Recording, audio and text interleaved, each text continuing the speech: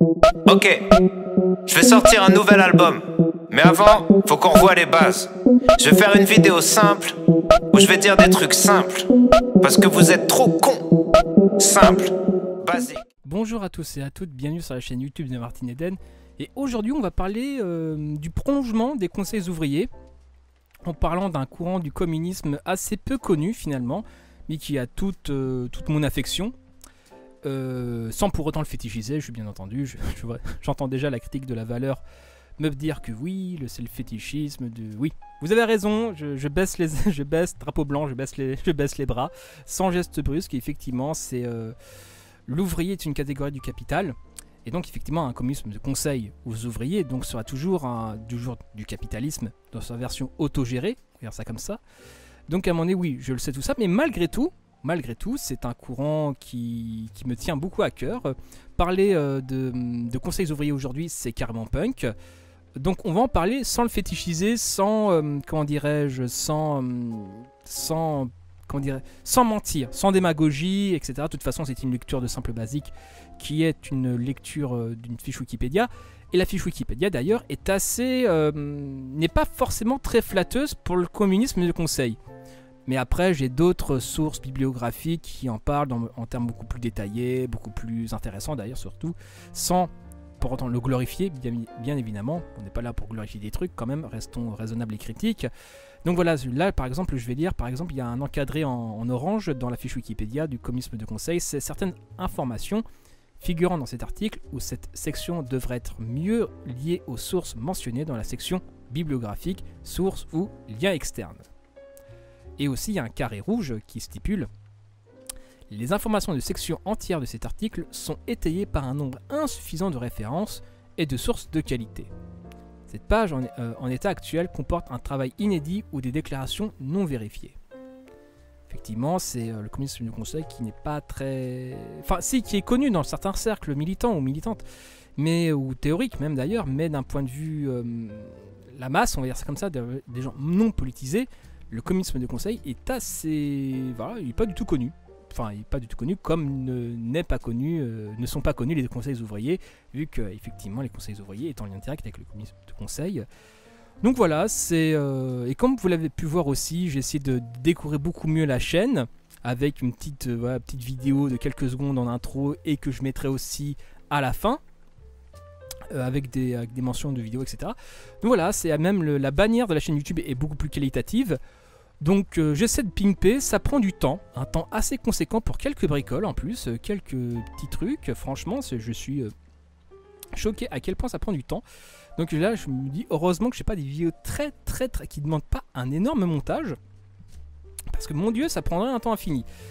Et donc enfin bref, on va commencer la lecture du communisme de conseil.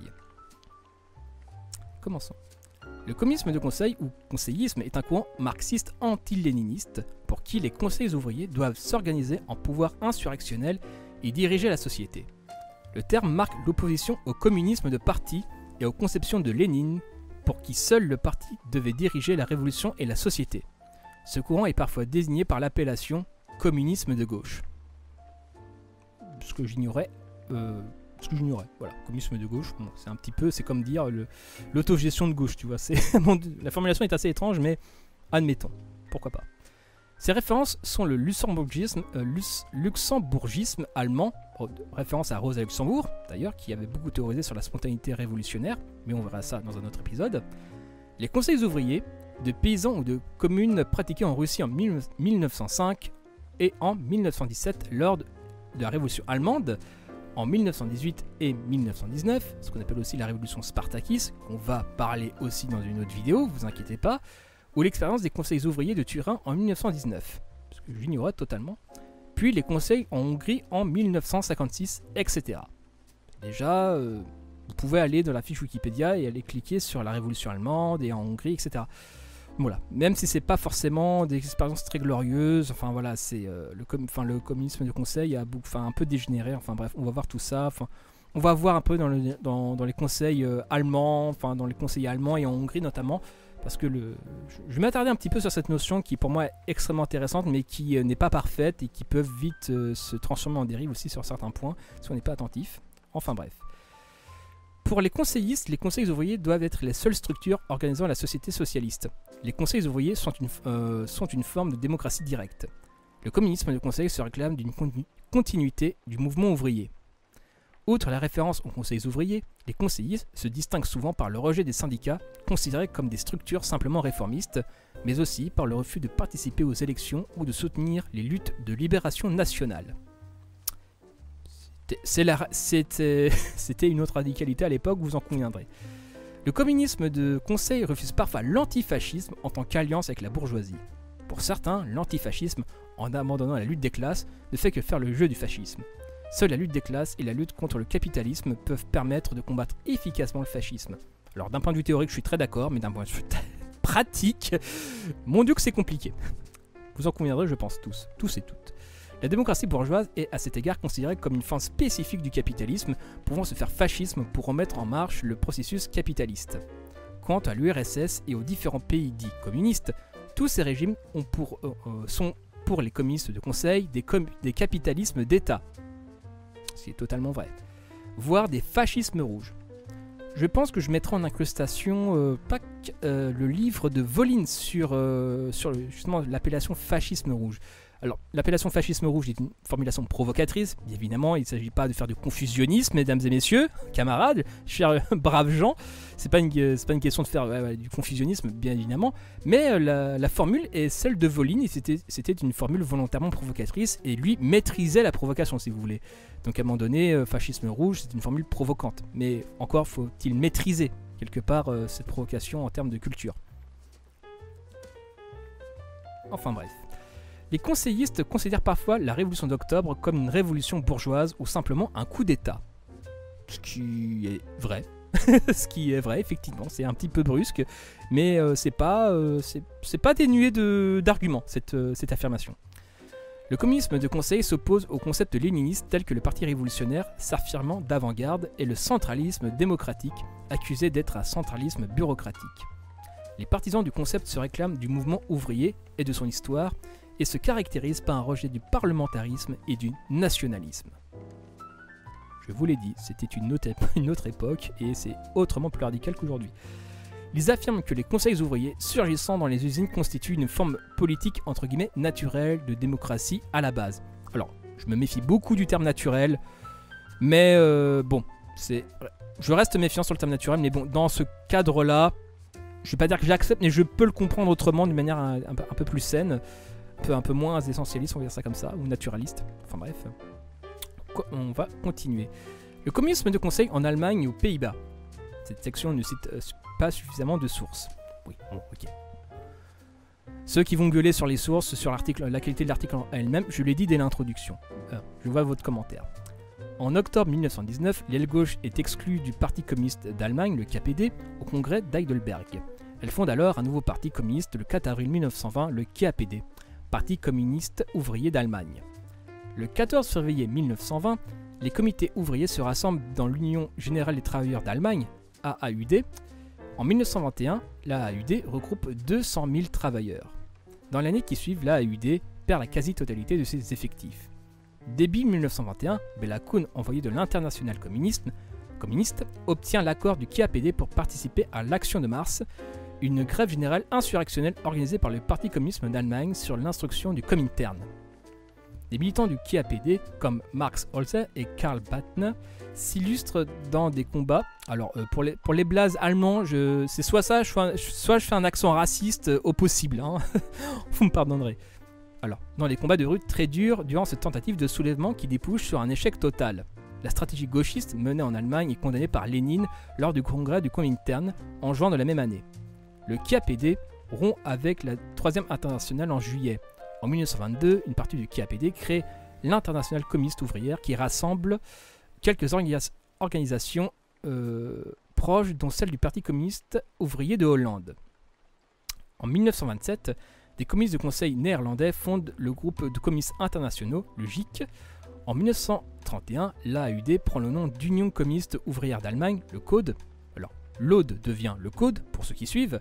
L'Union communiste ouvrière d'Allemagne, le CODE, regroupe alors plus de 400 militants. C'est assez peu. Marius van der Lubbe, accusé par les nazis de l'incendie du Reichstag, est membre à cette époque d'un petit groupe conseilliste, l'opposition ouvrière de gauche, LAO. La même année, le KPD s'autodissout dans le Code.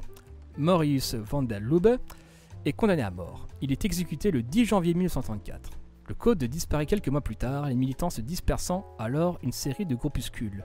Le Kommunistische Räte-Union au Kampfe sont des groupes conseillistes de résistance contre le nazisme en Allemagne. Le GIC s'autodissout en 1940 au moment de l'invasion des Pays-Bas par la Wehrmacht. Entre 1941 et 1943, un groupe trotskiste allemand, les communistes révolutionnaires d'Allemagne, s'aligne progressivement sur des positions conseillistes. Effectivement, c'est comme quoi, voilà, vous avez vu comme quoi, enfin celui qui a été accusé de l'incendie du Reichstag, bah, effectivement c'était un membre du communisme de conseil. Mais bon, pour la plupart des gens, un communiste c'est égal à un autre communiste. Enfin bref, manque de curiosité quand même. Le communisme de conseil en France. Les origines 1918-1945. En France, le communisme de conseil apparaît d'abord en novembre 1918 avec la création des conseils ouvriers de Strasbourg. L'Alsace est alors en période de flou. L'Allemagne vient de signer l'armistice et d'abandonner la région, mais la France n'a pas encore pris possession des lieux.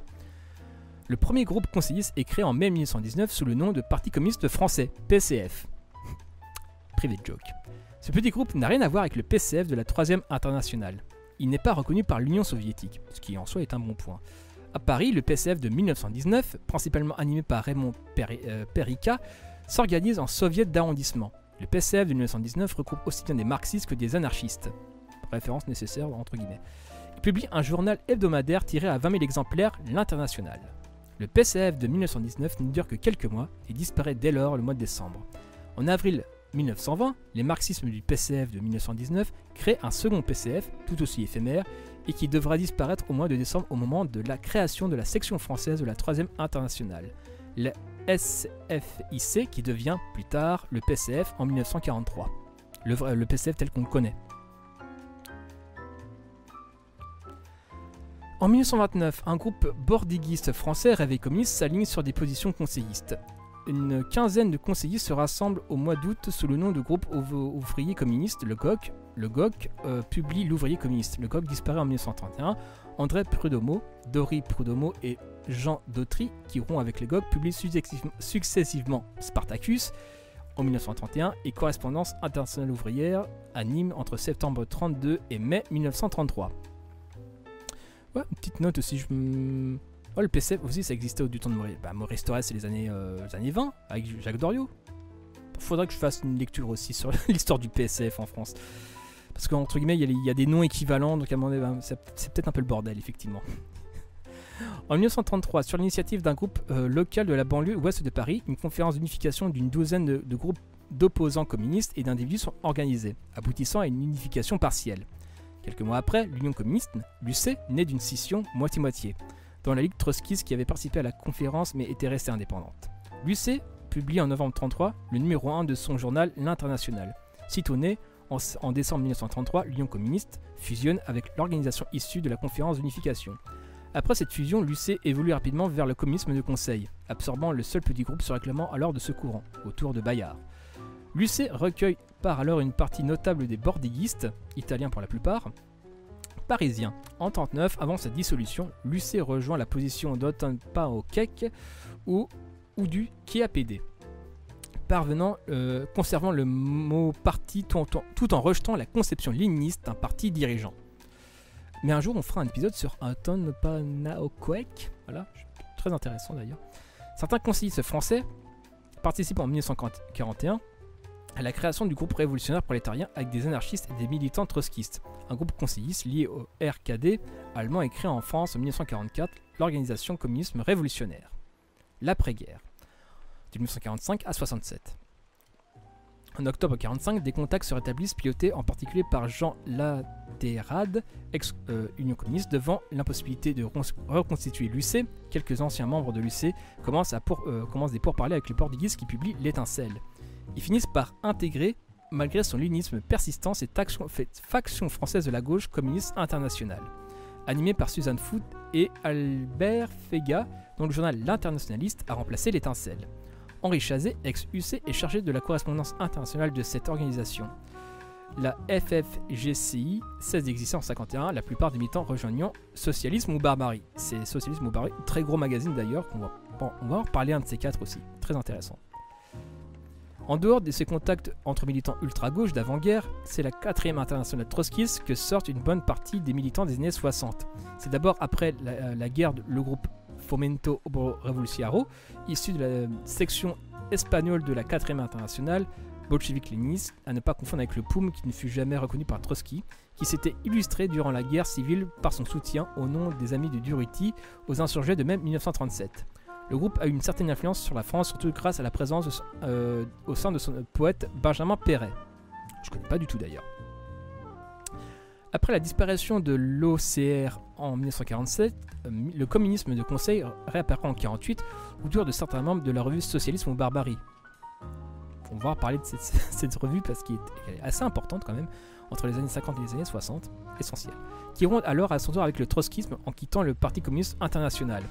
Depuis de longs mois déjà, la fraction Socialisme ou Barbarie dénonçait le bureaucratisme et la direction du PCI et de la 4e internationale. Mais surtout, le groupe remettait en cause le dogme du trotskisme, rejetant le caractère ouvrier de l'État russe et dont la défense inconditionnelle de celui-ci. Guy Debord fonde l'Internationale situationniste en 1957. L'Internationale situationniste est une organisation à la fois conseilliste et libertaire qui prône le refus du travail et de la révolution de la vie quotidienne. Socialisme ou Barbarie donne naissance en 1958 à deux groupes distincts, Information et Liaison ouvrière et Pouvoir ouvrier. En 60, Information et Liaison ouvrière prend le nom de Information et Correspondance ouvrière. Dans les années 60, un autre groupe conseilliste se situe autour de Maximilien Rubel et Volchan, le groupe communiste de conseil. Maximilien Rubel aussi, qui avait traduit Le Capital, je crois, aux éditions Gallimard, jusqu'à ce que la traduction des éditions sociales et de presse universitaire de France fasse autorité en termes de qualité de traduction. Enfin bref. En 1960, Maximilien Rubel, qui est aussi un marxiste libertaire. En 65, des militants de pouvoir ouvrier ouvrent une librairie dans le quartier latin. La vieille taupe. Oh là, la vieille taupe, merde. Ah merde, les négationnistes, merde, c'est bon. Enfin bref. Ils sont exclus de pouvoir ouvrier en 67. La même année, deux ouvrages importants sont publiés par les situationnistes. La Société du spectacle de Guy Debord et les traités de savoir-vivre à l'usage des jeunes générations de Raoul Vonneguin.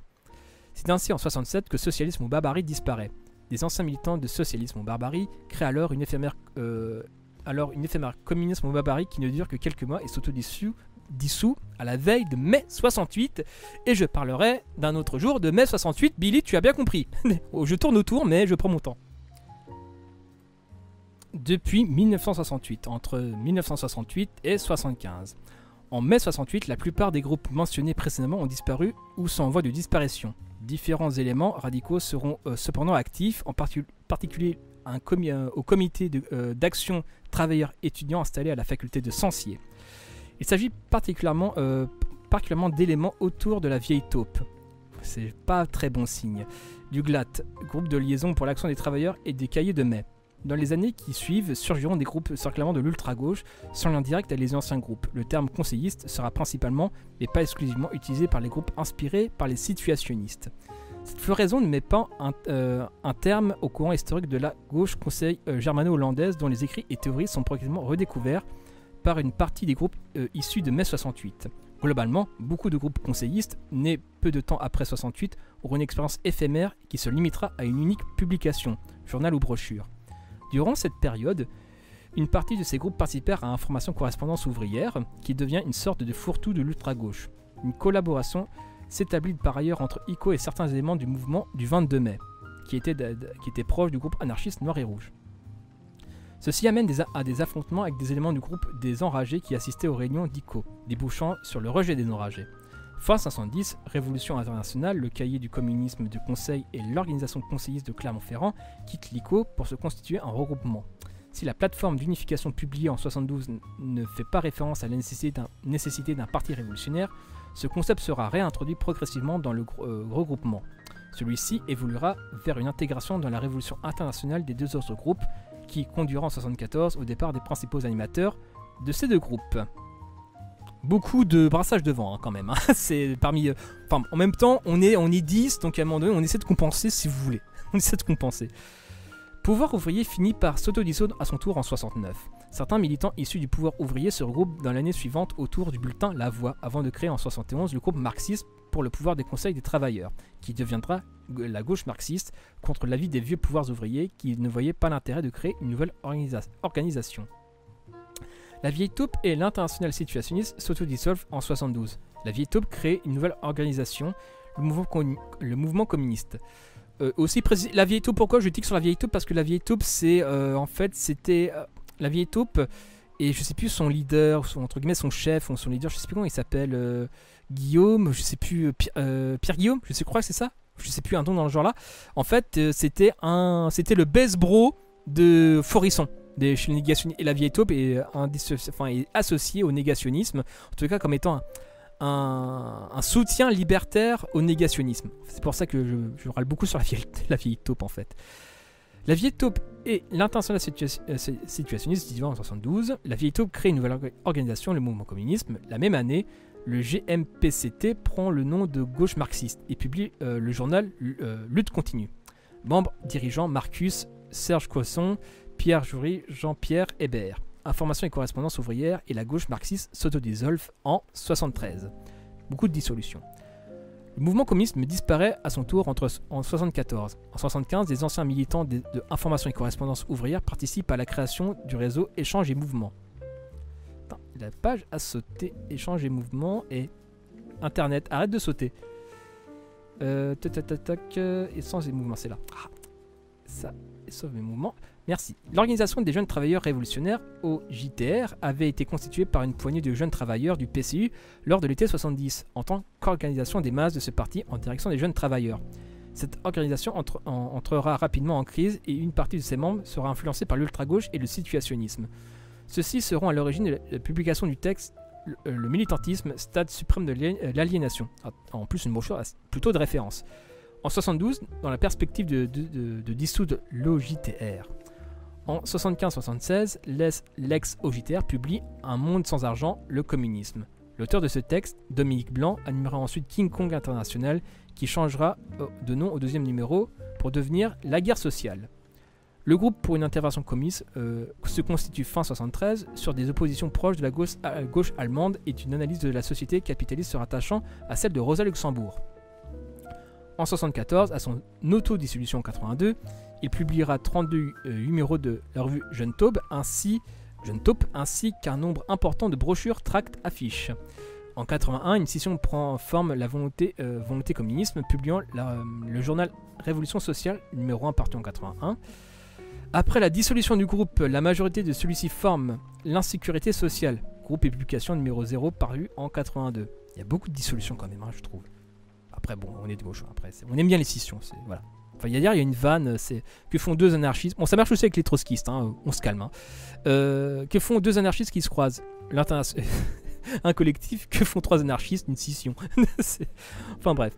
L'insécurité sociale se situe en rupture avec un milieu d'ultra-gauche, considérant que si l'ultra-gauche a représenté après 68 un certain dépassement du gauchisme, dont elle s'est fait d'ailleurs alimenter, elle n'est à terme parvenue qu'à une variante radicale de celui-ci. C'est pas totalement faux.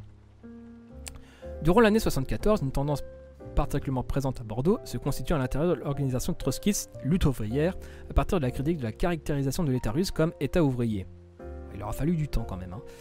Ceci conduit le 3 novembre à la dissolution de la section de Bordeaux de Lutte ouvrière et la constitution le même jour d'un groupe d'Union ouvrière qui publie dès décembre un journal portant le même nom sous-titré pour l'abolition de l'esclavage salarié, 19 numéros de décembre 74 à juillet 76.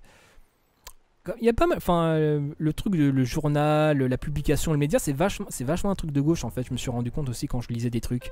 Je crois même en Espagne en 36, il n'y a jamais eu autant de journaux. Je crois dans la Révolution espagnole en 1936, il y a eu énormément de création de journaux, même de petits journaux éphémères, voire même des journaux qui n'ont pas du tout tenu dans le temps parce que Franco a quand même gagné. Mais voilà, c'est la création de médias, de revues, de débats théoriques, c'est vachement un truc de gauche. Enfin voilà, c'est bon des fois peut-être, certainement à l'excès pour certains d'entre eux, mais c'est toujours riche en termes de pensée, pour le peu qu'on ait les bases. À la même période, une des tendances de la LCR, Trotsky rejette l'électoralisme de l'organisation ainsi que son analyse de l'URSS. L'UO rompra l'année suivante avec les restes de léninisme qui persista à son origine et évoluera vers des positions proches de l'ultra-gauche puis du situationnisme. UO s'auto-liquide en octobre 1976. L'ex-LUO se divise en plusieurs groupes, chacun ayant sa propre presse. L'injure sociale, l'ordre des choses, l'abolition de l'esclavage salarié, un bulletin de liaison, il ne survivra pas à l'éclatement de l'ex-UO. Voilà, c'est beaucoup de journaux. Le groupe communiste de Conseil disparaît au cours des années 70. Parmi les publications se réclamant de la gauche communiste de conseilliste, en France, entre 68 et 75, on peut citer Alarma, les amis de 4 millions de jeunes travailleurs, les cahiers communisme de Conseil, Information et correspondance ouvrière, Lutte continue, lutte de classe, la marche de Vaux, un nom imprononçable d'ailleurs, Négation. Je suppose qu'une négation, c'est une revue proche de la vieille taupe.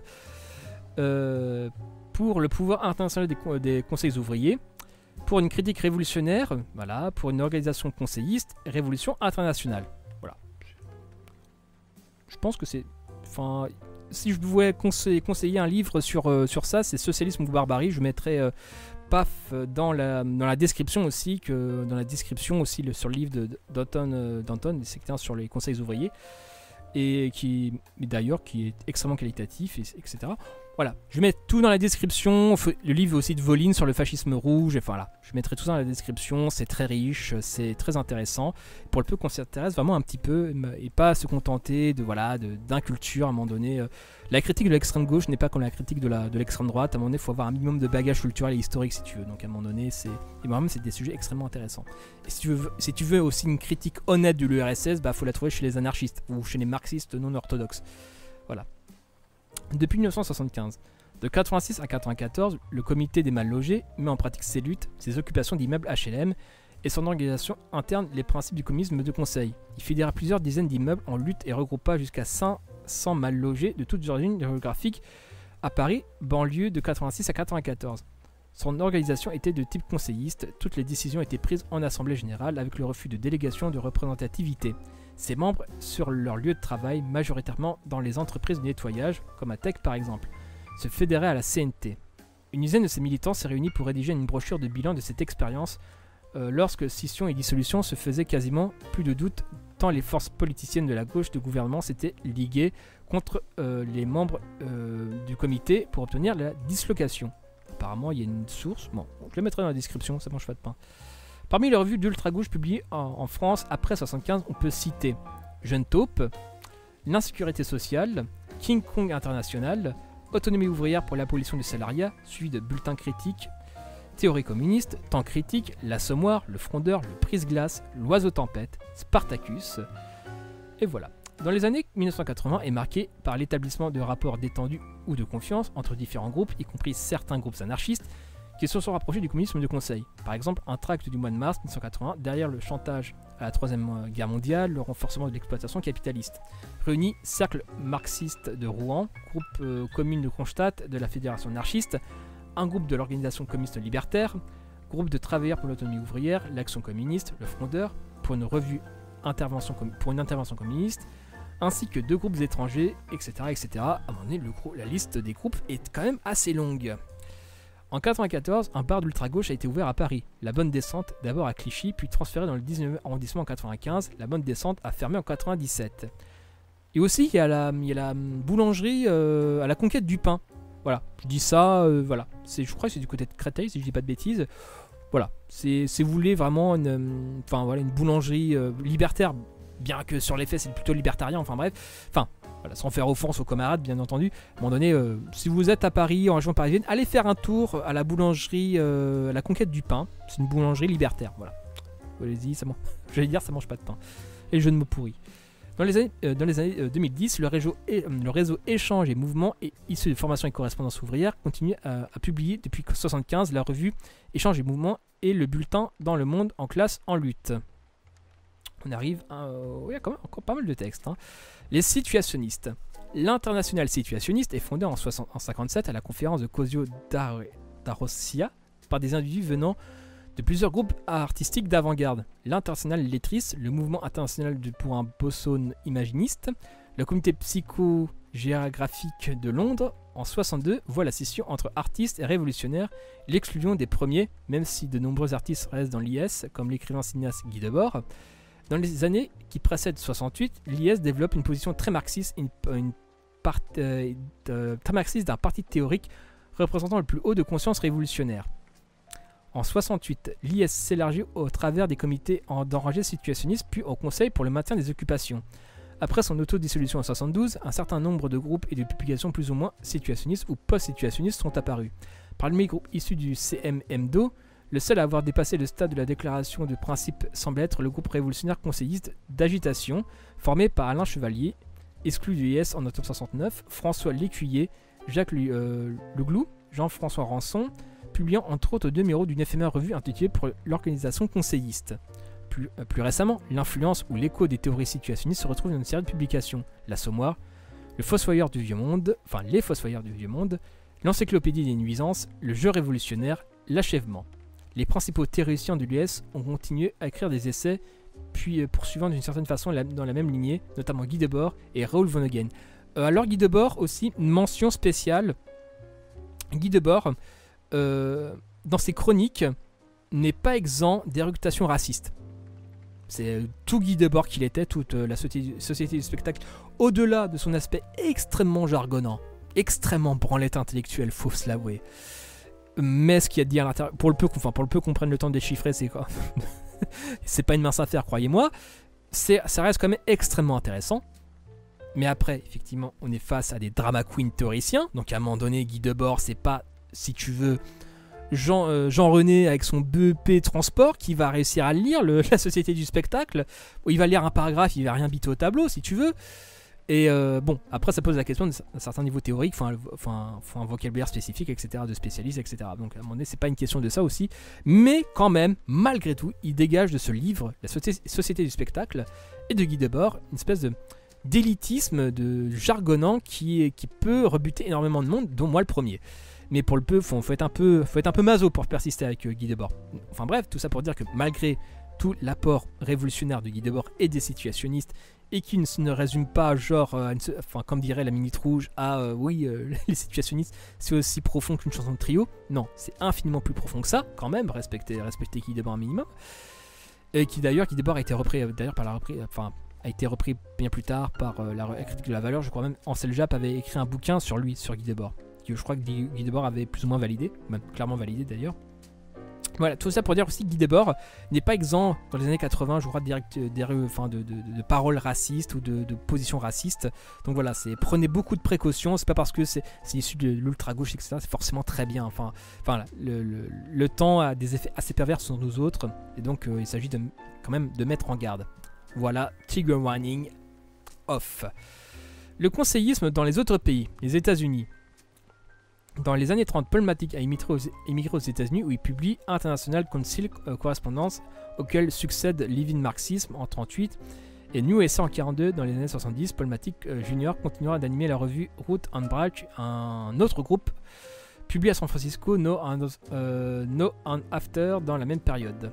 Paul Matic aussi, gros révolutionnaire. Paul Matic, il a écrit pas mal de dessins intéressants.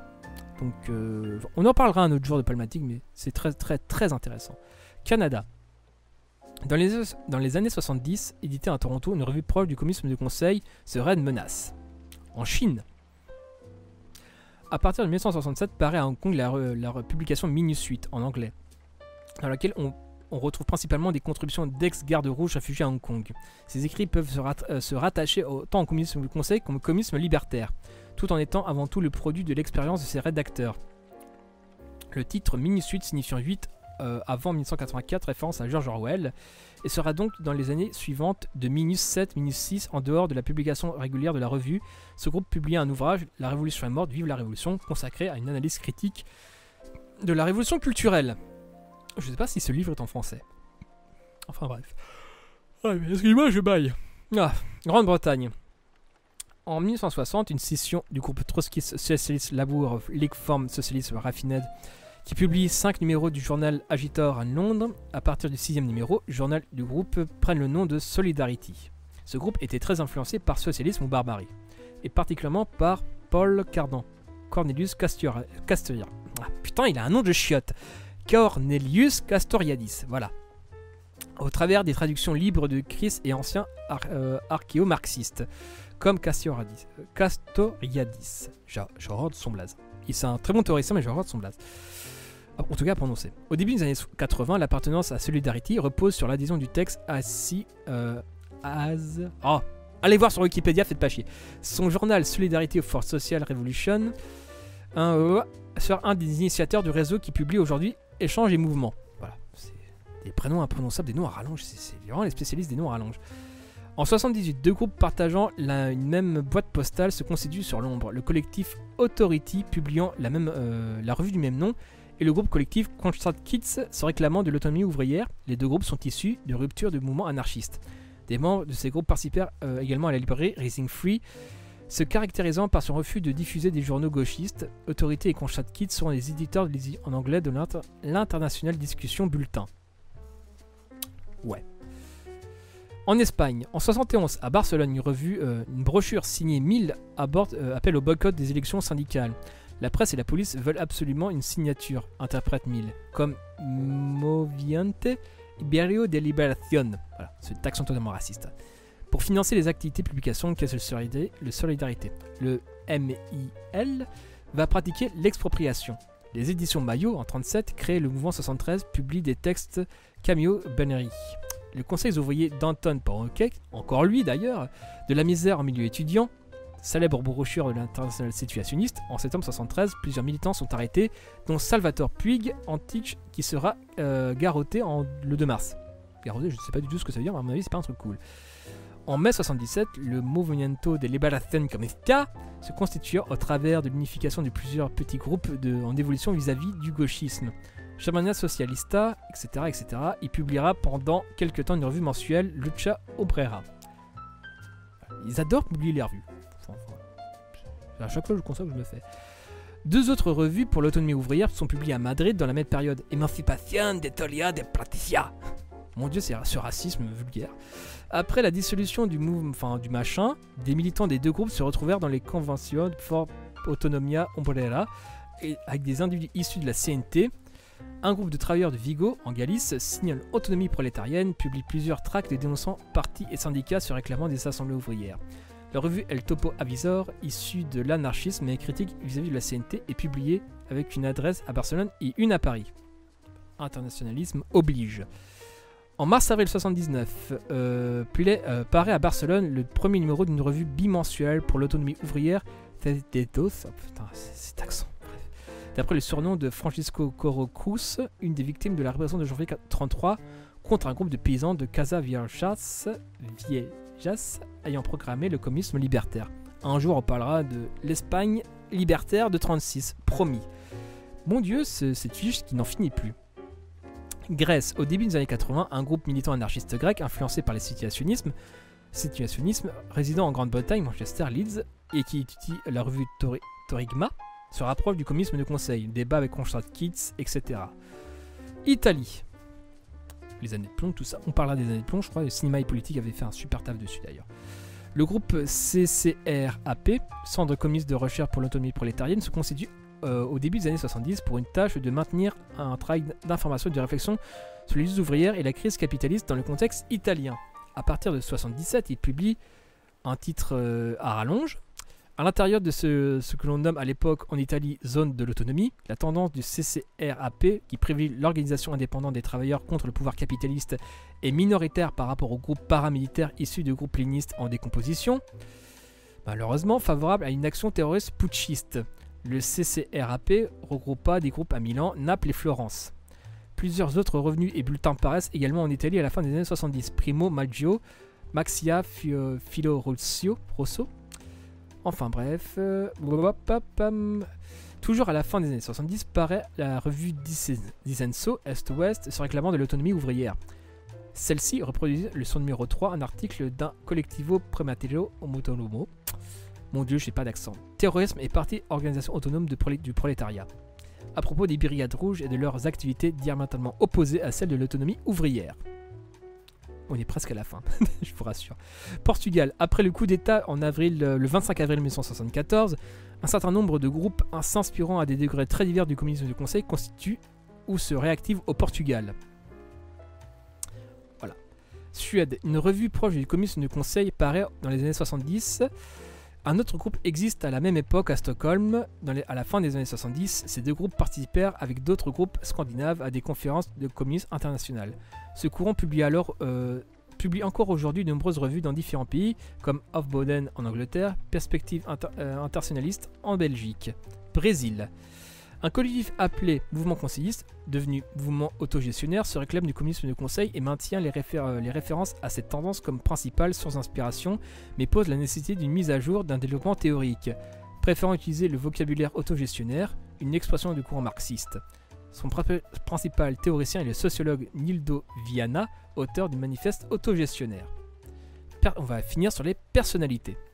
Parmi les différentes personnalités qui ont illustré l'histoire du communisme de conseil, on peut notamment citer Anton Pakoek, auteur d'un ouvrage intitulé Les conseils ouvriers. En France, c'est en 2 tomes.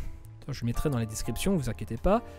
Hermann Goethe, Karl Korsch, qui est très intéressant, lui aussi, qui a critiqué les capitalistes du savoir, enfin bref, d'une manière beaucoup plus, on va dire, sophistiquée que Makiavski, mais qui disent en substance à peu de choses près la même chose.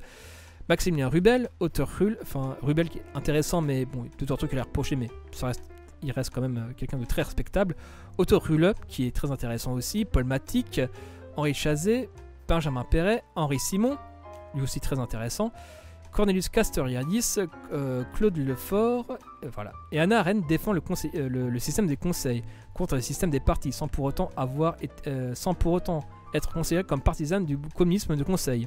En effet, pour elle, le modèle type des conseils n'est pas le conseil ouvrier, qui a pour principale fonction de régler la vie économique d'une manière différente à la fois des capitalistes et d'un État planificateur, mais des conseils révolutionnaires dont la fonction est avant tout politique. Hannah Arendt défend toute forme d'insurrection, d'émergence spontanée d'organisation démocratique. L'enjeu pour elle est d'abord de garantir la liberté de chacun, la possibilité de l'apparition d'espaces publics. Voilà. Même Hannah Arendt, la droitarde, n'était pas tellement contre. Voilà. Enfin bref, c'était le simple basique sur le communisme de conseil qui était assez conséquent, mine de rien. Avec des noms italiens, anglais à rallonge, c'était vraiment assez fastidieux sur cette partie-là. J'ai un peu abrégé quand même, vous m'en excuserez. Donc, alors, je précise bien, c'est juste le simple basique sur le communisme de conseil. Hein. On va affiner plus tard. Là, c'est juste pour poser une base. Hein. Cette base-là peut être critiquée bien plus tard, tu vois. Par exemple, la vieille taupe, je pense que je ne me suis pas privé de les critiquer ou de rappeler aimablement que c'était des vieux sacs à merde, Pierre Guillaume négationniste, bras gauche, voire même bras d'extrême gauche de Forisson.